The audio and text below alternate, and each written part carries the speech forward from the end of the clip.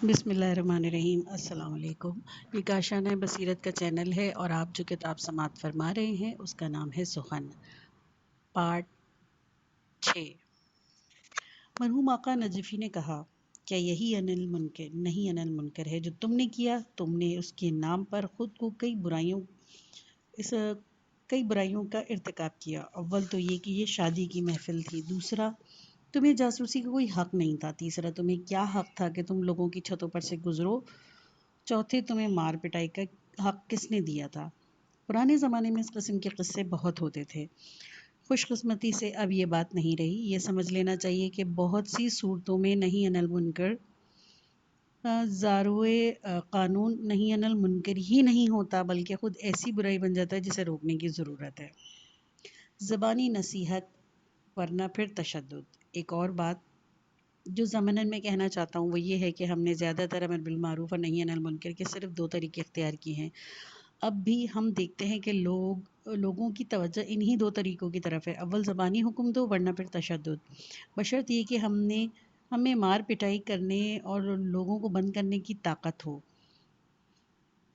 ہم انہی 2 طریقوں سے واقف ہیں اور یہی 2 طریقے جانتے ہیں۔ اس میں کوئی شک نہیں کہ پند و نصیحت اور سمجھانا بجھانا بھی ایک ذریعہ ہے اور بعض صورتوں میں تشدد کا استعمال بھی ضروری ہوتا ہے، لیکن کیا امر بالمعروف اور نہی عن المنکر کے یہی 2 راستے ہیں؟ کیا کوئی اور طریقہ نہیں ہو سکتا؟ اخلاص اور عمل کی راہ۔ حدیث میں آیا ہے کہ امر بالمعروف اور نہی عن المنکر کے 3 درجے یا 3 مرحلے ہیں: بالقلب، باللسان اور بالید۔ ہم عام طور پر بالقلب کے مرحلے کا مطلب ہی اخلاص، حسن نیت اور مسلمانوں کے مستقبل سے دلچسپی کے احساس کے بجائے جوش و خروش، بیجا تعصب سمجھتے ہیں۔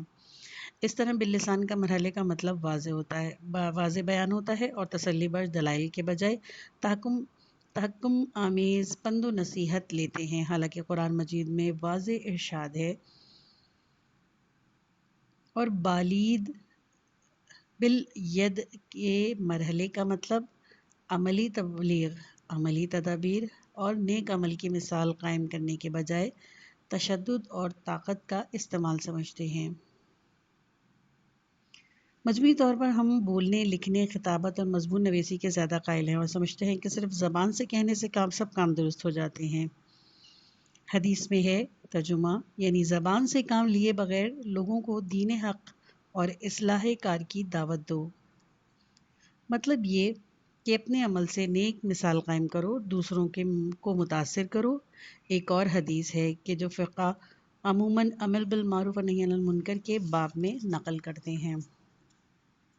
ترجمہ، یعنی یہ بات نہیں ہے کہ اللہ نے اس کی تمہیں اجازت دی ہو کہ زبان تو کھلے اور ہاتھ بندھے رہے، بلکہ کھلیں تو دونوں کھلیں اور بند رہیں تو دونوں ہی بند رہیں۔ یعنی اگر عمل نہ ہو تو بہتر ہے کہ زبان بھی بند رہے۔ فقہ اسلامی کی ایک بزرگ ترین ہستی نے اس حدیث اور اس طرح کی دوسری حدیثوں سے جو نتیجہ اخذ کیا میں انہی کی کتاب سے نقل کرتا ہوں۔ شیخ ابو جعفر طوسی رحمۃ اللہ علیہ نے شیخ الطائفہ کے لقب سے مشہور ہیں۔ اپنی کتاب نہایہ میں، جو ہمارے یہاں فقہ کی ایک نہایت معتبر کتاب ہے، لکھا ہے کہ عمل بالمعروف ہاتھ کے ذریعے سے بھی ہوتا ہے اور زبان کے ذریعے سے بھی۔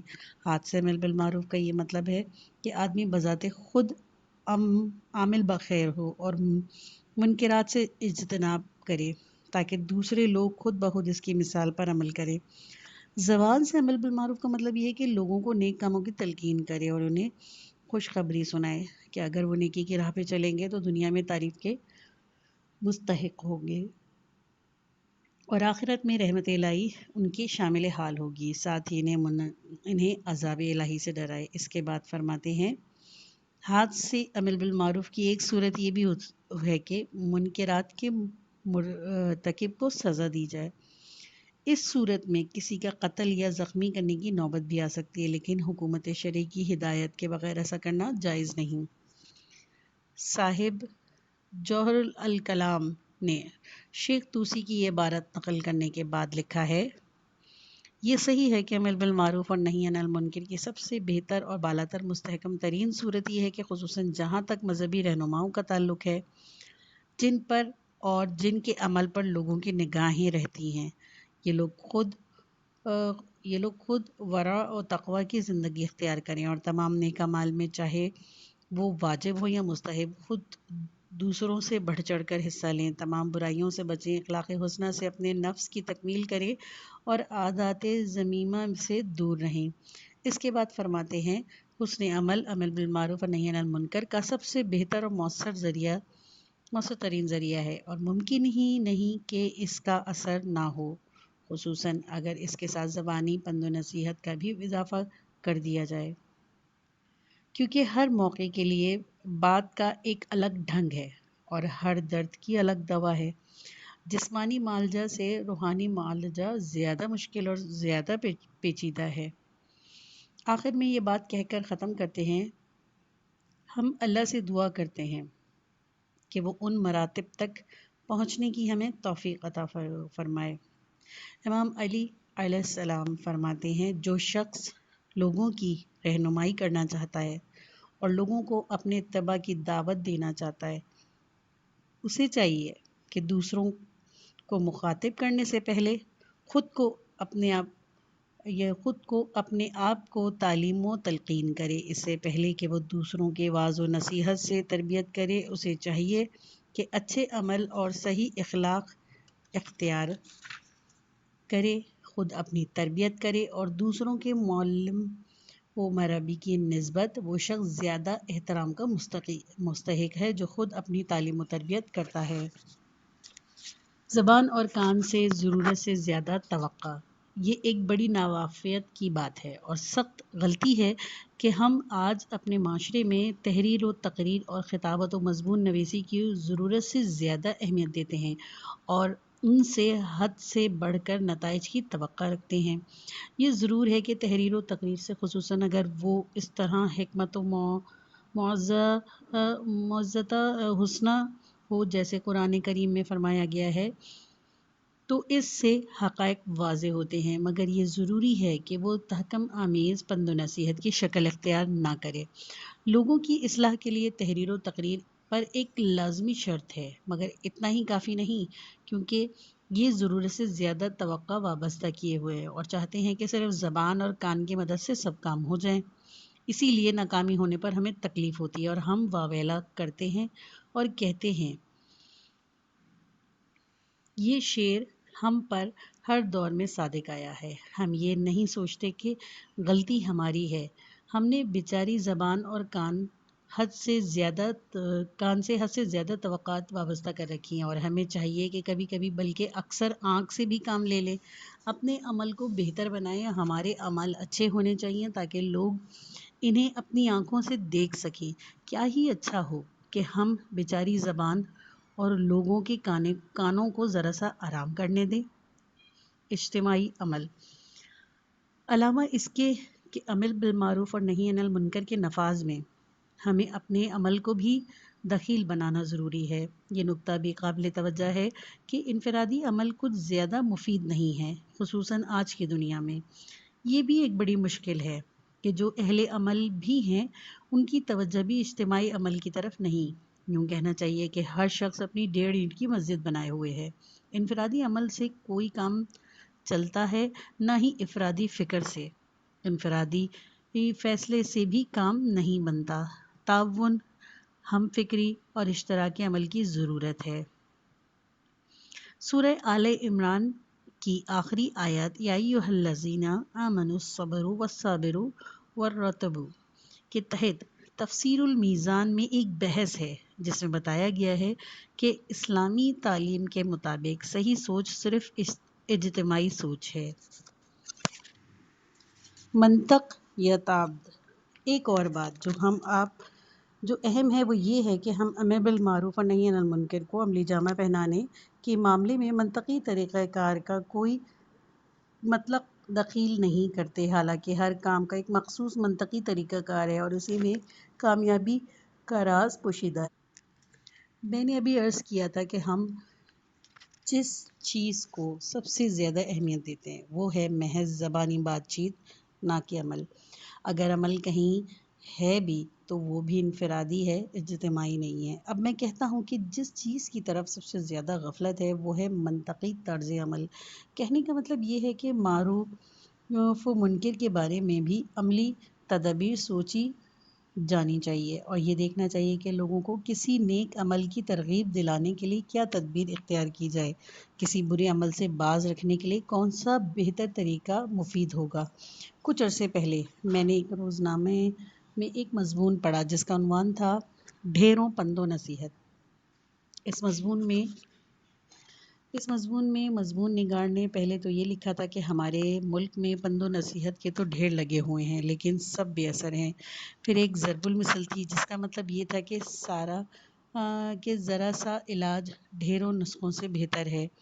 اس کے بعد اس نے لکھا تھا کہ امریکہ کی ریاست فلاڈلفیا کے ایک چھوٹے سے شہر میں چند سال ہوئے عورتوں نے قمار بازی شروع کر دی تھی۔ پہلے تو پادریوں، اخبار نویسیوں اور خطیبوں نے جہاں تک ہو سکا جوئے کی خرابیاں عورتوں کو جتائیں، لیکن قطعاً کوئی اثر نہ ہوا، گویا پانی کی بوندیں پڑیں اور پھسل گئیں۔ بالآخر رئیس بلدیہ نے خود 2-3 کلب کھولے، ایک زنانہ نمائش قائم کی گئی جس میں مناسب سرگرمیاں فراہم کی گئی، مثلاً تندرست صحت مند بچوں کی نمائش اور ان کی ماؤں کو انعام، دستکاریوں کی نمائش وغیرہ، ہر ایک خاص پروگرام کے تحت اور بڑے سلیقے سے جو ہے پروگرام کو سلیقے سے کیا گیا تھا۔ لوگوں کی بڑی دلچسپی پیدا ہوئی۔ 2-3 سال نہیں گزرے تھے کہ عورتوں نے قمار بازی کو ترک کر دیا۔ اس کو کہتے ہیں کہ عملی تدبیر، اور یہ معنی ہیں منطقی طریقہ کار کے۔ اگر یہ لوگ صرف واعظ و نصیحت، پادریوں کی تقریروں، اخباروں کے مضامین پر ہی قناعت کرتے رہے تو ہماری طرح ہی بیٹھے ہوتے اور ہماری ہی طرح کہتے۔ پرانے زمانے سے ہم لوگوں میں مشہور ہے کہ عورتیں بہت ہی غیبت کیا کرتی تھیں۔ آج بھی پردہ وار بڑی بوڑھیاں باوجود اس کے کہ نماز روزے کی پابند عبادت گزار ہیں، غیبت بہت کرتی ہیں۔ آخر کیوں؟ اسی لیے کہ ہماری قدیم گھریلو ماحول اس قسم کا ہے کہ عورت بیچاری اگر غیبت نہ کرے تو اس کے کرنے کے لیے کوئی بات ہی نہیں ہے، نہ کوئی اور کام ہے۔ پڑھی لکھی تو ہیں، نہیں ہے دستکاری اور صنعت انہیں آتی ہی نہیں۔ گھر کے کام کاج سے فارغ ہو کر کوئی اور کام نہیں سوائے اس کے کہ اکٹھی ہو کر بیٹھ جائیں اور غیبتیں شروع کر دیں۔ روح آخر غذا چاہتی ہے، جب صحیح غذا نہیں ملتی تو مردے کا گوشت کھانے لگتی ہے۔ قرآن مجید میں ہے کہ کیا تم میں کوئی یہ پسند کرتا ہے کہ اپنے مردہ بھائی کا گوشت کھائے؟ حدیث میں غیبت کے متعلق آیا ہے، غیبت دوزخ کے کتوں کا سالن ہے۔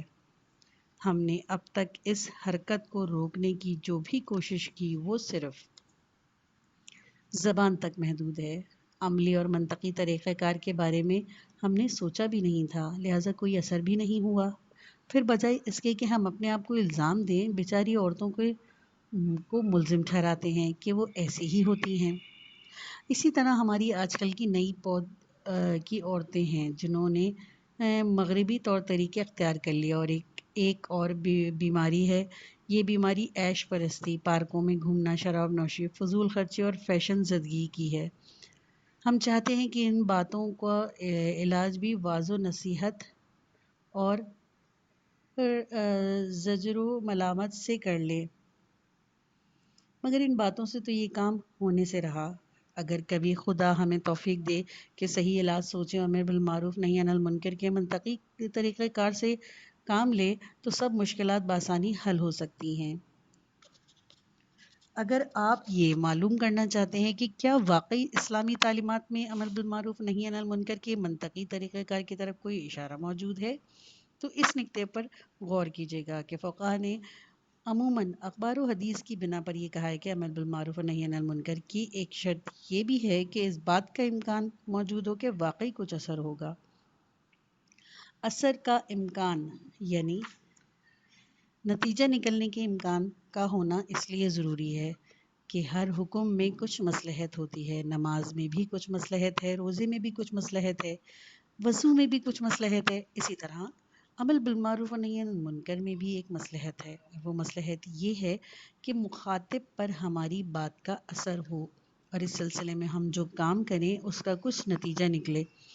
اسی لیے اثر کے امکان کا وجود کا مطلب یہ ہے کہ جس غرض کے لیے عمل بالمعروف اور نہی عن المنکر کی تشریح ہو رہی ہے، تمہاری بات یا کام سے وہ غرض حاصل ہو، اور جو کہ نتیجہ مطلوب ہے وہ مرتب ہو۔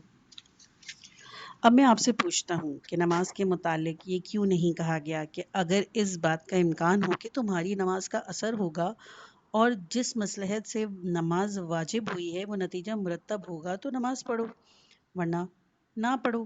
یہی سوال وضو اور حج کے بارے میں بھی کیا جا سکتا ہے، چونکہ یہ سب واجبات محض تعبدی ہیں، یعنی ہر حال میں ان کے بجا لانے کا حکم ہے اور انہیں عبادت کے طور پر ادا کرنے کو کہا گیا ہے۔ ان کے لیے اس بارے میں ان کو کس طرح بجا لایا جائے ہم اپنی عقل استعمال نہیں کر سکتے، نہ ہم یہ سوال کر سکتے ہیں کہ ہمیں یہ کام کرنے چاہیے یا نہیں، اور ان کو کس طرح کرنا چاہیے اور کس طرح نہیں۔ یہاں معاملہ محض حکم کی اطاعت کا ہے، اس کے برخلاف عمل بالمعروف اور نہی عن المنکر کے کاموں میں سے ہے جس کی ساخت، کیفیت اور ترتیب کو اور اس بات کو کہ یہ کہاں اور کس شکل میں زیادہ مفید اور مؤثر ہے شاعرہ نے ہماری عقل اور سمجھ پر چھوڑ دیا ہے۔ یہ میں نے یہی عرض نہیں کیا، صاحب جواہر بھی کہتے ہیں کہ ہر صورت میں یہ ایک بات ہمیشہ پیش نظر رکھنی چاہیے کہ کس طرح، کس شکل میں اور کس ذریعے سے ہم اپنا نصب العین اور مقاصد سے نزدیک ہو سکتے ہیں۔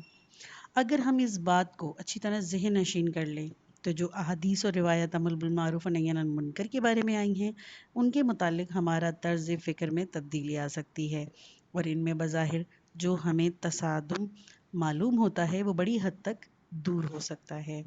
اس وقت میرے لیے یہ ممکن نہیں کہ میں اس بارے میں مزید کچھ کہہ سکوں کیونکہ وقت کم ہے۔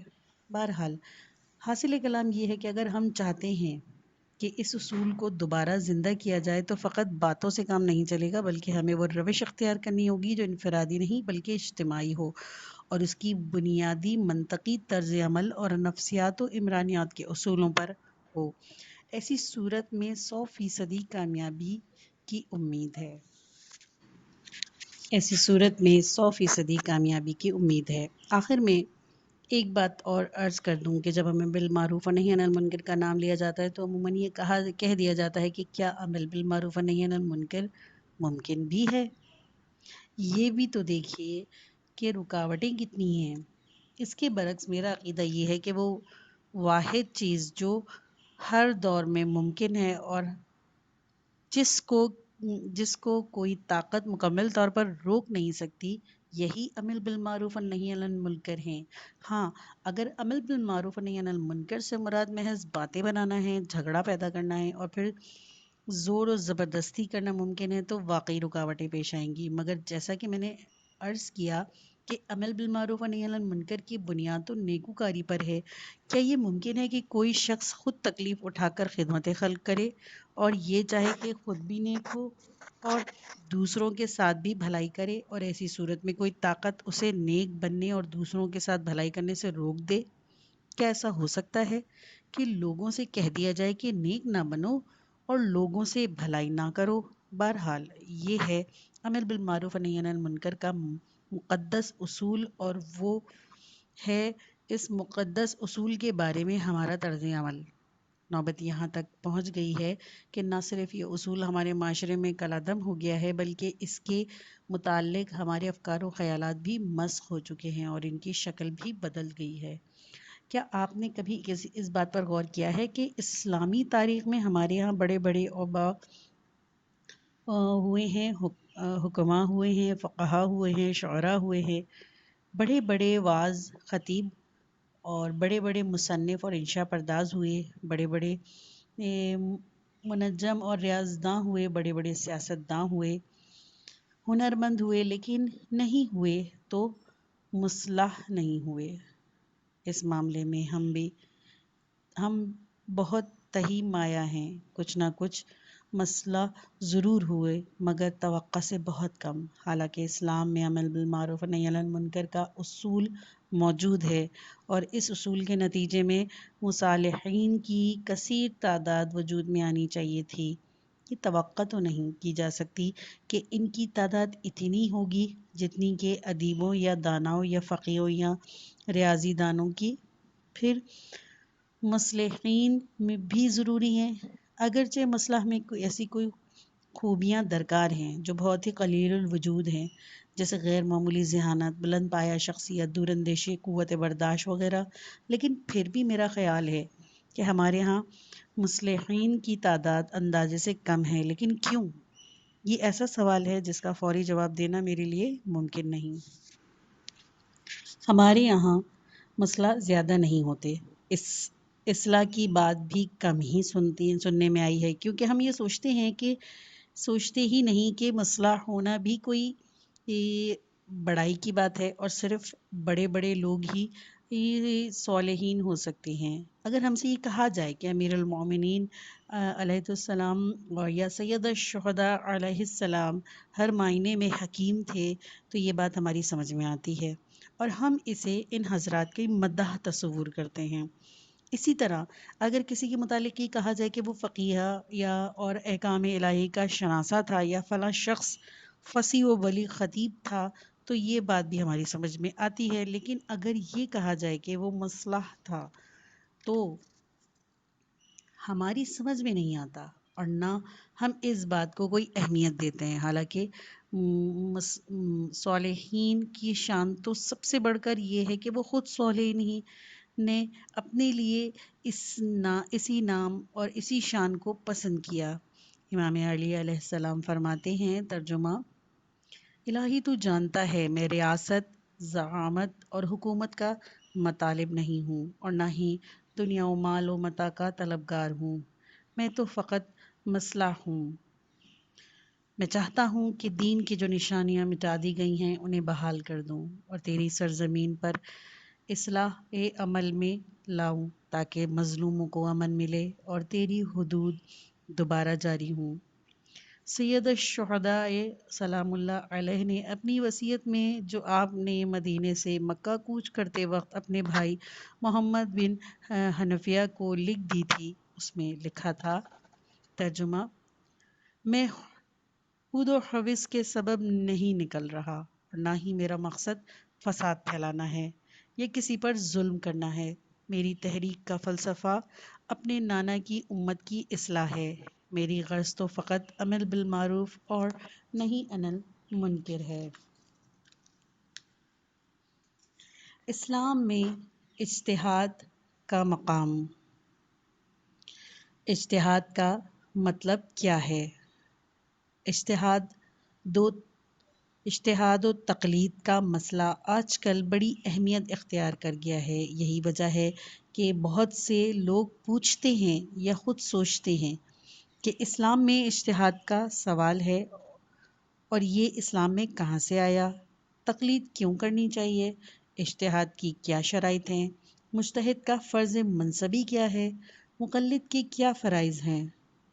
مختصر طور پر اجتہاد کا مطلب دینی امور میں بصیرت پیدا کرنا اور ان کے متعلق فیصلہ کرنے کی صلاحیت حاصل کرنا۔ لیکن ہمارے یعنی شیعہ نقطۂ نظر سے دینی امور میں بصیرت اور فیصلے کی صلاحیت کی دو قسمیں ہیں، ایک مشروع اور دوسری ممنوع۔ اسی طرح تقلید کی بھی دو قسمیں ہیں، ایک مشروع اور ایک ممنوع۔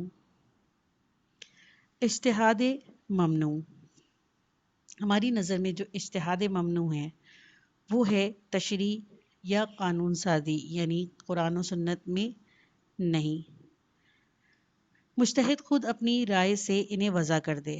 اس کو اصطلاحاً اجتہاد بالرائے کہتے ہیں۔ اس قسم کے اجتہاد شیعہ نقطۂ نظر سے ممنوع ہیں لیکن اہل سنت کے ہاں جائز ہیں۔ وہ کہتے ہیں شرعی احکام کے تین ماخذ ہیں، کتاب سنت اور اجتہاد۔ اجتہاد سے مراد وہی اجتہاد ہے جو کہ کتاب و سنت کے بالمقابل ہو۔ اس اختلاف رائے کا اصلی سبب یہ ہے کہ اہل تسنن یہ کہتے ہیں کہ کتاب و سنت میں احکام کی تعداد محدود ہے، لیکن ان واقعات اور ان صورتوں کی تعداد جن کے متعلق احکام کی ضرورت ہے لامحدود ہیں۔ اسی لیے ضروری ہے کہ کتاب و سنت کے علاوہ بھی احکام کا کوئی ماخذ ہو۔ احکام الہی کی تشریح کا یہ ماخذ وہی ہے جسے ہم اجتہاد بالرائے کہتے ہیں۔ وہ اس ضمن میں کچھ احادیث بھی رسول اکرم سے روایت کرتے ہیں، مثلا یہ کہ جب حضرت صلی اللہ علیہ وآلہ وسلم معاذ بن جبل کو یمن بھیجا تو ان سے پوچھا کہ تم کس بنیاد پر کوئی حکم دو گے؟ انہوں نے کہا کتاب اللہ کے مطابق۔ آپ نے فرمایا اگر کتاب اللہ میں وہ حکم تمہیں نہ ملے، انہوں نے کہا پھر سنت رسول صلی اللہ علیہ وآلہ وسلم سے استفاضہ کروں گا۔ آپ نے فرمایا اگر سنت میں بھی وہ حکم نہ ملے، انہوں نے کہا میں اپنی رائے سے اجتہاد کروں گا، یعنی خود اپنی رائے اور ذوق سے کام لوں گا۔ اسی طرح کچھ اور احادیث بھی اس سلسلے میں روایت کی گئی ہیں۔ اس بارے میں کہ اجتہاد کی کیا صورت ہو اور اجتہاد کس طرح کرنا چاہیے، اہل تسنن میں اختلاف رائے ہے۔ امام شافعی کی مشہور کتاب الرسالہ میں، جو کہ اصول فقہ کی سب سے پہلی کتاب ہے، ایک باب ہے جس کا عنوان ہے باب الاجتہاد شافعی کا اصرار ہے، کہ جس کے اجتہاد کا ذکر احادیث میں آیا ہے وہ صرف قیاس تک محدود ہے۔ اجملاً قیاس کا یہ مطلب ہے کہ کسی صورتحال میں وہ حکم دیا جائے جو اس سے ملتی جلتی اور اس سے متشابہ اور کسی صورتحال میں دیا گیا ہو۔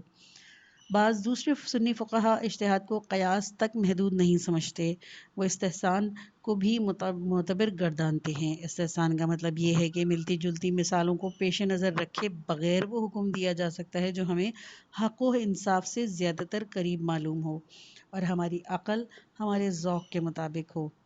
اسی طرح ایک اور ماخذ استصلاح ہے، جس کا مطلب ایک مصلحت کو دوسری مصلحت پر ترجیح دینا۔ ایک اور دوسرا ماخذ تاول کا ہے، جس کا مطلب ہے کہ نص کی موجودگی کے باوجود کسی آیت یا معتبر حدیث سے نبوی کے ہوتے ہوئے بھی ہمیں یہ حق حاصل ہے کہ بعض خاص صورتوں میں نص سے قطع نظر کر کے اپنی اجتہاد اور اپنی رائے کو ترجیح دیں۔ یہ سب اصطلاحات شرح و تفصیل کی محتاج ہیں اور اس تفصیل کو بیان کرنے میں شیعہ سنی کی بحث اٹھ کھڑی ہوتی ہے۔ اس سلسلے میں یعنی نص کے مقابل اجتہاد کے بارے میں متعدد کتابیں لکھی گئی ہیں۔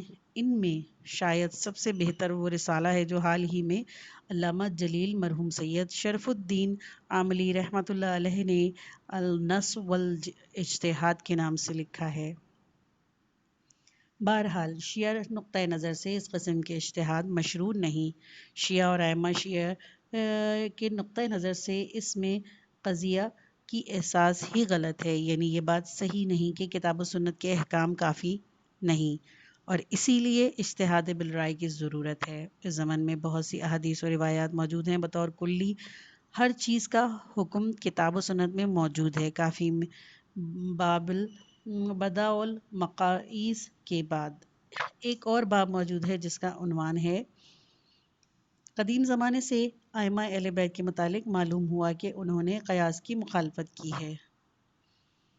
قیاس اور اجتہاد بالرائے کے تسلیم کرنے یا نہ کرنے کا موضوع کا مطالعہ دو رخ سے کیا جا سکتا ہے۔ ایک رخ تو وہی ہے جو میں نے ابھی عرض کیا، یعنی قیاس اور اجتہاد بالرائے کو کتاب و سنت کے ساتھ ساتھ تشریع اسلامی کا ایک ماخذ تصور کیا جائے اور کہا جائے کہ بہت سی صورتیں ایسی ہیں کہ ان میں کتاب و سنت میں کوئی حکم موجود نہیں، اسی لیے ضروری ہے کہ مجتہدین اپنی رائے سے حکم بیان کریں۔ دوسرا رخ یہ ہے کہ قیاس اور اجتہاد کو محض اصل احکام کے استنباط کا ایک ذریعہ سمجھا جائے اور اس سے اس طرح استفادہ کیا جائے جس طرح ہم خبر واحد سے استفادہ کرتے ہیں۔ اس کو یوں بھی کہا جا سکتا ہے کہ یہ بھی ممکن ہے کہ ہم قیاس کو ایک ماخذ سمجھیں اور یہ بھی ممکن ہے کہ اس کو محض ایک طریقہ تصور کریں۔ شیعہ فقہ میں قیاس و رائے کے یہ دو معنی رخ معتبر نہیں۔ پہلا رخ تو اس لیے معتبر نہیں کہ ایسا کوئی حکم نہیں کہ جس کی کتاب و سنت میں تشریح نہ کی گئی ہو، کم از کم اصولی طور پر۔ دوسرا رخ اس لیے معتبر نہیں کہ قیاس و رعائی کا تعلق محض ظن و تخمین سے ہے، اس سے احکام شرعی میں غلطی ہونے کا زیادہ امکان ہے۔ بہرحال شیعہ سنی مخالفت کی اصل بنیاد پر پہلا ہی رخ ہے، گویا دوسرا رخ زیادہ مشہور و معروف ہو گیا۔